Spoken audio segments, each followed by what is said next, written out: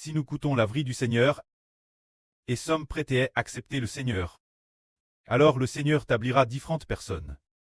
Certains seront tablis pour très extrêmement honorables, d'autres, un peu moins, d'autres encore moins. Et certains, madame, ne seront pas tablis par le Seigneur Christ, voire seront rejetés, abandonnés. Et cela, pour quelle raison? C'est parce que si une personne veut accepter le Seigneur Jésus, elle est alors sauve par le Seigneur Jésus. Mais si, après avoir été acceptée, elle se consacre entièrement au Seigneur, sans avoir ses propres maisons ou terres, en abandonnant complètement preux et aimeur, uniquement pour le Seigneur, uniquement pour bâtir le royaume du Seigneur, alors le Seigneur Jésus-Christ tablira cette personne comme honorable. Car lorsque nous lisons la parabole du semeur, ceux qui portent du fruit au centuple sont ceux qui ont vraiment consacré toute leur vie au Seigneur, en abandonnant complètement tout. Hier, l'Esprit du Seigneur a dit Eschber que si l'on ne marche pas selon la volonté du Seigneur, la vie spirituelle de certains steindra prématurément. Alors ce que le Seigneur entend par marcher selon la volonté du Seigneur, qu'est-ce que c'est? Il est dit ici que si le Seigneur Jésus établit quelqu'un comme l'une des 12 toiles. Prenons un exemple, si le frère Ashber parle franchement, et le frère Caleb est aussi. Si notre Seigneur a déjà design le frère Caleb, comme le frère Judas de la tribu de Judas, mais que le frère ne veut pas se lever pour bâtir ensemble, et ne remplit pas son office, alors il ne sera pas établi comme honorable, car l'honorabilité, si le Seigneur l'établit comme honorable, c'est pour l'utiliser, un usage honorable. Mais si notre frère Caleb comprend, se repent, alors il devrait obtenir la miséricorde du Seigneur, car l'Esprit du Seigneur, l'Esprit du Précleste, a exprimé l'intention de corriger vraiment notre frère Caleb. Alors notre frère Caleb, qui coûte aussi la vie, doit bien réfléchir, si lui-même doit vraiment être établi comme le Judas de la tribu de Judas, alors il ne doit pas très orgueilleux, mais plus de 3000 fois reconnaissant, il n'a rien donné de lui-même. Et madame, ses divers frais de subsistance. C'est le Seigneur qui a donné l'argent au frère, en demandant au frère Ashber de le lui transmettre. Et quant au travail, il n'a pas non plus, vraiment, contribué pour l'État d'Israël.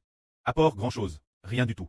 Par exemple, les tours de garde ont été négliges depuis longtemps, si bien que le frère Ashber s'est mis en colère, et a fait en sorte qu'un frère digne le remplace, quand savoir si le Précleste rejettera ou non le frère Caleb.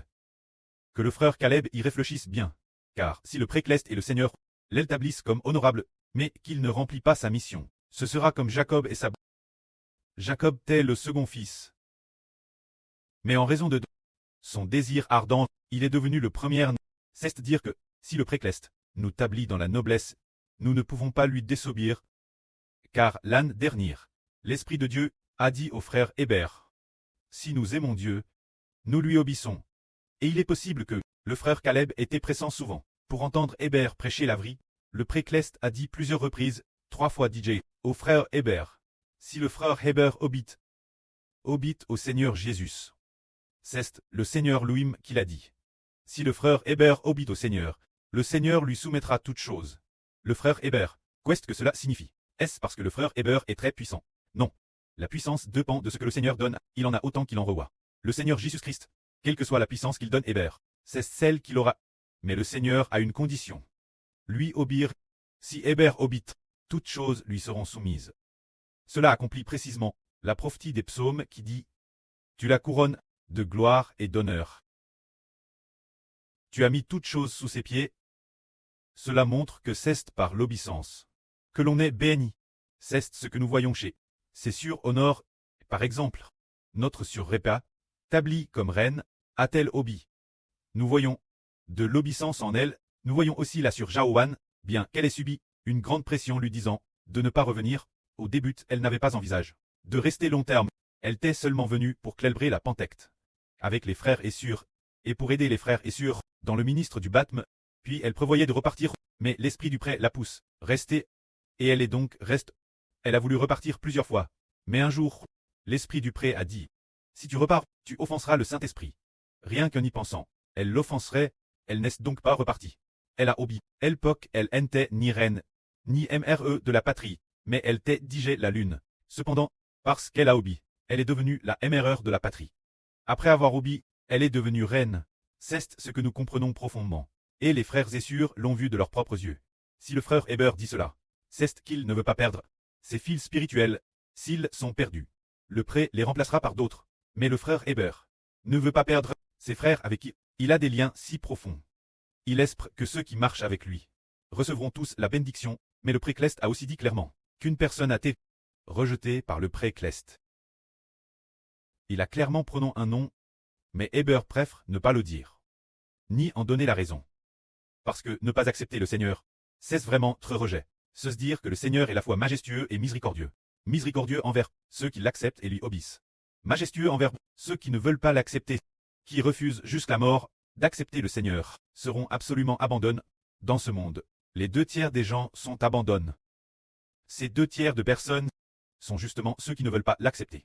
Si l'homme n'avait pas besoin du Seigneur Jésus pour très sauve, alors nous n'aurions pas besoin d'accepter le Seigneur, mais c'est seulement par le Seigneur Jésus qu'on peut très sauve. Ne pas accepter le Seigneur ne coûte la perdition. Car le Seigneur sauve qui il veut sauver. Car il a dit Eshber, je ferai grâce qui je veux faire grâce, et j'aurai compassion de qui je veux avoir compassion. Il l'a dit clairement ainsi, disant Ashber, je taille l'œuf bien haut. Car je ferai grâce qu'il je veux faire grâce, et j'aurai compassion de qui je veux avoir compassion. Alors si les frères et sœurs, ayant entendu le frère Ashber prêcher la vraie, mais refusent de venir malgré de multiples appels.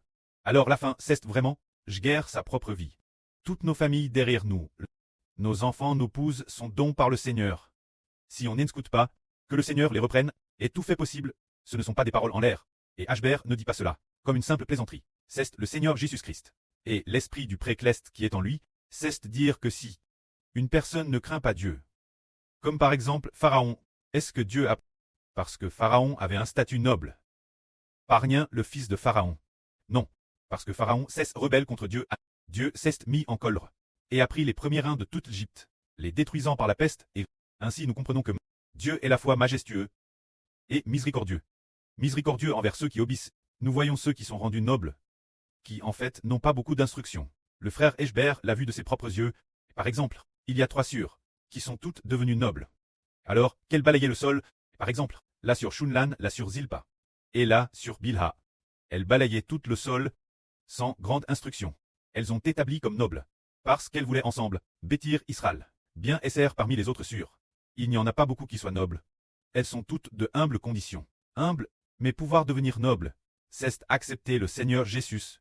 Pour devenir noble, ne pas l'accepter, ne pas vouloir, ou bien l'avoir accepté, et dire, Jai accepte. Je peux aussi retourner chez moi pour travailler. Eh bien, hier, nous venons de prêcher cette vrille. Disant, j'accepte le Seigneur, et je bêtise aussi le pays avec le frère Ashber. C'est pareil si je le bêtise en rentrant chez moi. Alors, nous sommes là, sur Bilha, a intéresse bon témoignage sur elle. Ce moment-elle, elle a dit, je vais faire la madame chose la maison. De toute façon faire cela la maison. Et plus calme, et de plus, je peux chanter aussi fort que je veux. Oh, attends, elle n'a pas coup non plus les exhortations de Heber. Ensuite, le pré-Clest est intervenu Louis-Meux. Le pré a béni les sûrs qui sont restés, et après les avoir bénis 2 fois. Notre sœur Bila a compris, et ceste confesse l'autel. Elle avait offensé le pré-Clest et le Seigneur, et dit des choses qu'elle n'aurait pas dire. Plus tard, elle est revenue. Après son retour, le pré-Clest n'a pas abandonné la sœur Bila. Au contraire, il a vu que la sœur Bila s'était repentie, et faisait de grands efforts pour remercier le pré-Clest et le Seigneur. Il a dit clairement que la sœur Bila avait vaincu, qu'elle était devenue la belle Bila. Dans un RVE, un petit garçon lui a dit. Elle a alors compris qu'elle avait obtenu et vaincu. 2 ou 3 mois plus tard, elle a entendu de ses propres oreilles dire que la sœur Bila est le grand général de la louange pour la protection du pays. C'est grâce l'obéissance qu'elle a reçu cela. Si elle avait continué selon son ancienne attitude de rébellion et continue ne pas venir, il est possible que Bila ait été remplacée par quelqu'un d'autre. Mais le pré-Clest a eu pitié d'elle et lui a donné un cœur repentant. Alors pour nous qui avons entendu la vraie, le frère Heber par compassion et par amour parle terrestre directement, sans rien retenir. Il parle directement. Si on obéit, on est défi. Si on n'obéit pas, le Seigneur dit que celui qui ne marche pas selon la volonté du Seigneur, sa vie spirituelle, mourra prématurément. Cette vie spirituelle, qui meurt prématurément, fait de lui un mort. Ce mort devient alors une personne sans vie spirituelle. Un mort qui finira par très juge et prier. Mais si on marche selon la volonté du Seigneur, non seulement on est sauve, mais on devient extrêmement noble. Tout dépend de notre volonté d'obéir et de craindre. Aujourd'hui, en tant que près de la patrie, le frère Heber parle terrestre directement. Si quelqu'un agit bien ou mal, l'esprit du pré-Clest permet au frère Heber de l'exprimer Thérèse clairement. Nous disons que un frère a Thérèse bien agi. C'est le frère Issachar. Frère est sûr. Vous voyez, il ne sait madame pas taper l'ordinateur. Mais, il a une Thérèse bonne qualité. Qui plaît beaucoup au précleste. Il sert dans la joie.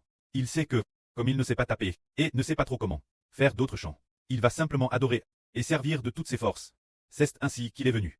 Sans jamais dire au frère Hébert qu'il voulait repartir. Jamais. Restant toujours avec la sœur Ruth, pour faire le service, et aussi Jintan. Nous avons souvent des moments où nous ne pouvions rien organiser. Il a, quand madame fait de son mieux, finalement le prêtre et le Seigneur, ainsi que le frère Hébert ont tous su que ce frère est certainement noble. C'est parce que nous servons Dieu avec joie. Tout l'heure nous avons entendu 3 frères louer. Leur chant est très beau. Mais si nous regardons le frère Issachar, l'année dernière, il ne chantait pas juste. Mais ce que nous venons d'entendre, c'était si juste. Quelle en est la raison? Parce qu'il sert Dieu de tout son cœur. Dieu permet aux gens, le précleste a dit, Jaiji donne la graisse de la louange. Vous tous, vous devez me louer. Le précleste donnera la graisse de la louange. Ceux qui veulent le servir. C'est dire que, l'origine, notre voix n'était pas bonne. Le frère Issachar ne savait pas du tout chanter, l'année dernière. Mais, quand on l'a digne pour trop de garde avec la sœur Ruth, il a simplement fait sa garde, sans qu'il s'en rende compte. Le précleste lui a donné la graisse de la louange. Ainsi nous comprenons que nous sommes bénis si nous obéissons. Si notre frère Issachar avait dit « Oh, je ne veux plus faire la garde, je ne veux pas trait de garde », eh bien, alors peut-être que la GRCS de la louange ne lui aurait pas te donne. Faisons en sorte de comprendre que tous ceux qui viennent servir Dieu sont bénis. Et ce soir, notre frère Hébert a également réprimant le frère Joseph et le frère Caleb, et a aussi également réprimant là sur Haha. Que ces 3 frères et sœurs corrigent leurs propres lacunes. Pour s'améliorer, alors ils pourront très bénis, mais s'ils ne coûtent pas, alors le précleste, bien qu'il ait promis la noblesse, les remplacera naturellement. Tout comme ceux qui devaient aller au pays de Canaan. L'origine Dieu l'avait promis, mais pourquoi ils ne sont-ils pas arrivés? Dieu les a remplacés par d'autres, tout en promettant toujours que certains atteindraient le pays de Canaan. Ainsi nous comprenons qu'il faut avoir de la crainte envers Dieu. Ne dites pas, oh, je vais certainement l'obtenir. Pour l'obtenir, il faut des actions qui le prouvent. Si l'on pense l'avoir obtenu, mais qu'en rentrant on n'y prête plus attention. Eh bien, si quelqu'un d'autre fait plus d'efforts, aime davantage, aspire davantage, le précleste lui prendra immédiatement la couronne qui t'est destinée, l'autre personne, pour la donner celui qui obéit. Tout comme la reine Esther. L'origine, c'était Vasti qui était reine. Mais comme elle a désobéi, le roi Assuérus, lui a retiré sa couronne de reine. Pour la donner, celle qui était obéissante. La reine Esther, sur le frère Hébert. Nous voyons aussi que l'origine, il semblait que ce soit Zimaï, qui doivent recevoir le ministre de la Nice rousse. Finalement, c'est là sur Répaka qu'il a obtenu, il a te dit dans un RVE que Zimaï n'obéissait pas. Répaka désirait ardemment l'obtenir, et finalement elle l'a obtenu. Et c'est, sous nos yeux de manière vivante, un exemple visible pour tous, l'obtention par l'obéissance. Quand là sur l'une, il y a madame une sur qui a changé son nom en Rachel, là sur Liu Guihua. Mais finalement, c'est là sur Zhao Wan qu'il a obtenu. Comment cela se fait-il? C'est parce que l'une est prête tout abandonner. Laissez tout derrière elle, pour poursuivre cela, alors que l'autre, bien qu'elle ait changé son nom en Rachel, ne peut pas abandonner, ne peut rien abandonner. Alors, qui le précleste va-t-il bénir? Nous le comprenons tous dans nos cœurs. Si nous offrons niereusement Dieu, nous recevrons certainement la bénédiction généreuse du précleste et du Seigneur. Ceux qui sont avares envers Dieu et le Seigneur seront avarement bénis. Le précleste ne bénit pas ceux qui ne veulent pas lui offrir. Alors, voulons-nous bâtir Israël ensemble? Voyez-vous, si l'on devient un frère des 12 toiles, on est un leader, on est en TTE pour bâtir Israël. Alors en matière d'amour, il faut aussi très comme le Seigneur Jésus-Christ. Pour ce qui est de bâtir Israël, prendre l'initiative de faire des efforts. Hello, il y a une brèche, il devrait faire tout son possible pour remercier le précleste. Ainsi le précleste dira, enfin il y a quelqu'un pour réparer la brèche. Alors cette personne qui répare la brèche, je l'elle caractériserai comme noble dans le royaume d'Israël. Ce moment-tel, nous serons très reconnaissants. La justice du précleste envers nous est une bénédiction de justice, une bénédiction d'équité, que la gloire soit au prêtre et au Seigneur.